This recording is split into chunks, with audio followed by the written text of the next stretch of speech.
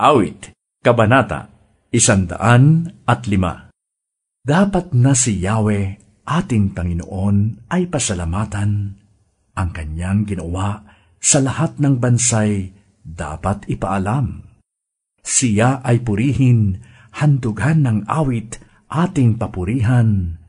Ang kahanga-hangang mga gawa niya'y dapat na isaysay.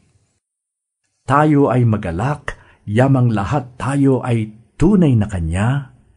Ang kanyang pangalan, ang pangalang banal, napakadakila. Lahat ng may nais maglingkod kay Yahweh, dapat na magsaya. Siya ay hanapin, at ang kanyang lakas ay siyang asahan. Siya ay hanapin upang mamalagi sa kanyang harapan.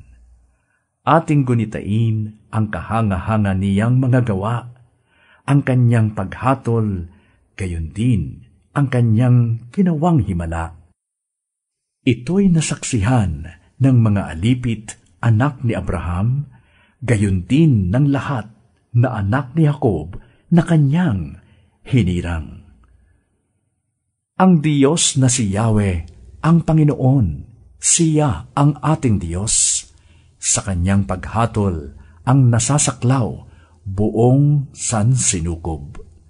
Ang tipang pangako'y laging nasa isip niya kailanman, ang mga pangakong kanyang binitiwan sa lahat ng angkan.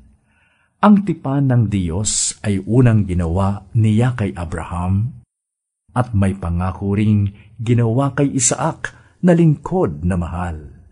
Sa harap ni Jacob, ang pangakong ito'y kanyang pinagtibay. Para sa Israel, ang tipan na ito ay pang walang hanggan.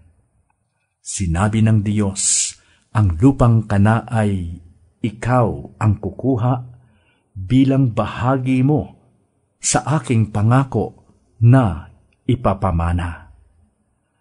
Nang panahong iyon, sila ay iilan, hindi pa marami, kaya sa lupaing tinirhan nila'y hindi nanatili. Tulad nila noon ay taong lagalag na palipat-lipat, kung saang lupalop, mga kaharian, sila napasadlak. Sino man ay hindi niya tinulutang sila'y alipinin, ang haring magtangka na gumawa nito ay pananagutin. Ang sabi ng Diyos, di dapat apihin ang kanyang hinirang. Ang mga propetang mga lingkod niya'y hindi dapat saktan. Sa lupain nila'y mayroong tagutom na ipinarating itong Panginoon, kung kaya nagdahop sila sa pagkain. Subalit ang Diyos, sa unahan nila'y may sugong lalaki, tulad ng alipin, ibinenta nila ang batang si Jose. Mga paa nito'y nagdanas ng hirap ng maikadena, pinapagkwintas ng kolyar na bakal, pati leeg niya. Hanggang sa dumating ang isang sandali na siya'y subukin nitong si Yahweh, na siyang nangakong siya'y tutubusin. Ang ginamit ng Diyos ay isang hari upang lumaya. Pinalaya siya nitong haring ito na namamahala. Doon sa palasyong tahanan ng hari, pinapamahala sa buong lupain, si Jose ginawa niyang katiwala. Siyang sinusunod ng mga prinsipe doon sa palasyo. Siya ang pag-asa ng mga matandang ang gaway magpayo. Sa bansang Ehipto, itong si Israel ay doon nagpunta. Sa lupain ni Ham, ang nunong si Jacob ay doon tumira. Ginawa ni Yahweh ay kusang pinarami ang kanyang hinirang. Pinalakas ito higit pa sa lakas ng mga kaaway. Tinulutan niyang doon sa Ehipto sila ay itakwil, ipinabushabos at pinahirapan ng gawing alipin. Sa kainutusan itong si Moises, sinugo ng Diyos. Sinugo rin niya, pati si Aaron, ang piniling lingkod. Sa bansang Ehipto'y maraming himalang ginampanan sila. Sa utos ng Diyos, maraming himalang doon ay nakita. Ang isang ginawa niya'y pinadilim sa buong lupain. Ang ginawang ito'y hindi inintindi ni hindi pinansin. Ang ilog at batis ay kanyang ginawang dugong dumadaloy. Pawang nangamatay ang lahat ng isdang dooy lumalangoy. Napuno ng mga palakang kay rami ang buong lupain, maging mga silid ng mahal na hari ay may palakarin. Sa utos ng Diyos ay maraming niknik ang biglang sumipot.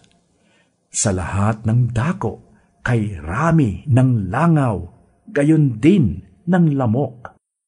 Sa halip na tubig ay maraming yelo ang nagsilbing ulan. Ang kulog at kidlat ay sala sa labat nilang nasaksihan. Ang mga ubasan, mga punong kahoy katulad ng igos, ay kanyang nilagas. Mga bunga nito'y hindi na nahinog. Isang utos lamang at biglang dumating ang maraming balang.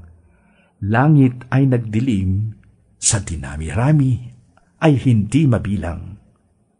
Lahat ng gulayin at mga halaman sa buong lupain, sinira ng balang, mga bunga nito'y kanilang kinain. Ang mga panganay sa buong Ehipto ay kanyang pinatay. Kaya sa Ehipto, noon ay naubos ang mga panganay. Pagkatapos nito, ang bayang Israel kanyang inilabas. Malulusog sila't lumabas na dalay, mga gintot pilak. Pawang nangatuwa ang mga Ehipsyo nang sila'y umalis, pagkat natakot na sa mga pahirap nilang tinitiis. Ang naging patnubay nila sa paglakad, kung araw ay ulap, at kung gabi naman ay haliging apoy na nagliliwanag. Nang sila'y humingi niyong makakain, pugo ang nakita, at buhat sa langit sila ay binusog ng maraming mana. Sa bitak ng bato, bumukhalang tubig nang sila'y mauhaw. Pinadaloy niyang katulad ay ilog sa gitna ng ilang. Nagunita ng Diyos ang kanyang ginawang mahalagang tipan, ang pangako niya sa tapat na lingkod niyang si Abraham. Kaya't ang bayan niya'y kanyang inilabas na lugod, nang kanyang ialis, umaawit sila ng buong alindog. Ang mga hinirang ay binigyan niya ng lupang malawak. Sila ang nag-ani sa lupaing iyong iba ang naghirap. Ginawa niya ito upang ang tuntuni kanilang mahalin. Yaong kautusan, ang utos ni Yahweh ay kanilang sundin. Purihin si Yahweh.